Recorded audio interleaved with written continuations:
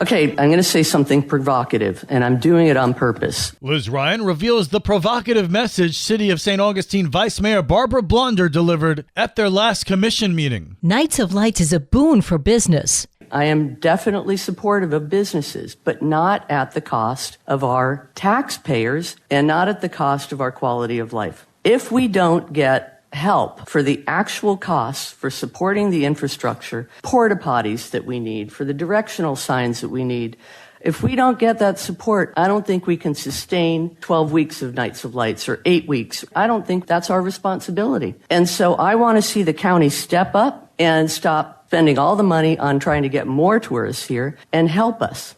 Mayor Nancy Sykes-Klein attributed the historic attendance of this year's Nights of Lights to increased advertising. This year was very different from past years. The TDC did request the Board of County Commissioners spend an extra $400,000 on advertising starting back in the summer, which is earlier than what they normally do.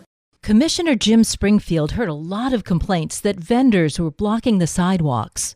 I would love to eliminate all vendors during Night of Lights. It just is an annoyance. He added that the growing number of multicolored lights does not match the original spirit of Nights of Lights. The intent was to represent the architecture of the city with single rows of white lights. We now have tacky lights all over the city.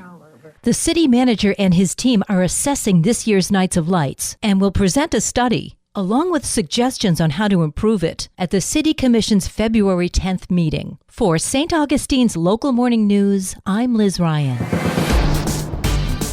This local news is a service of your hometown Toyota dealer, Beaver Toyota, US 1 St. Augustine, here to wow you.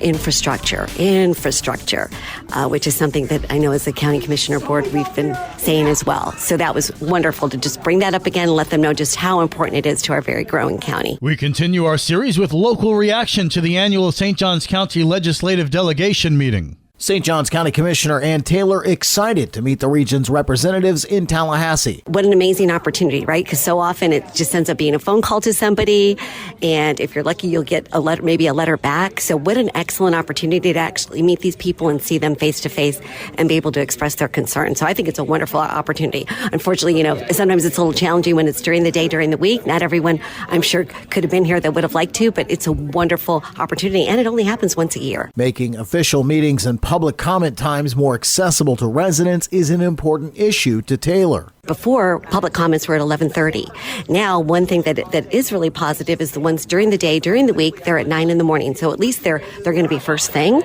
But it's still, it's during the week, during the day. So that was so important for me to listen to residents, and we should hear from everybody. So if you happen to work during the day, during the week, like so many, we still want to hear from you. So what a great opportunity to occasionally have evening meetings when we can hear from all of the residents in our county. Tomorrow we'll bring you community voices from the meeting. From the WNZF Newsroom, I'm Daryl Moody. The St. Augustine City Commission has selected a new poet laureate. City commissioners honored and thanked Norma Sherry, whose words have deeply inspired our community. She served as the city's first poet laureate for 2 years. Now commissioners have chosen Dr. Anne Browning Masters as the new poet laureate. Mayor Nancy Sykes-Klein has more to share. Dug up my 2007 version of Ellis Gravano and read what she wrote about her childhood memories of St. Augustine, and I was smitten. Mayor Sykes-Klein.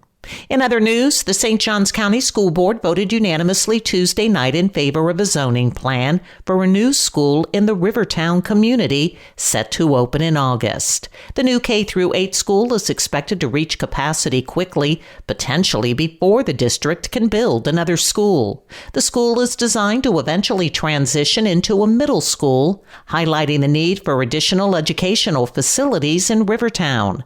The school board has also approved a survey and timeline for the search of a new superintendent Tuesday night through the consent agenda. St. Johns County School District Superintendent Tim Forson announced in November that he would retire at the end of the school year. For St. Augustine's Local Morning News, I'm Karen Johnson. And now you're up to date with St. Augustine's Local Morning News. I'm Rich Carroll.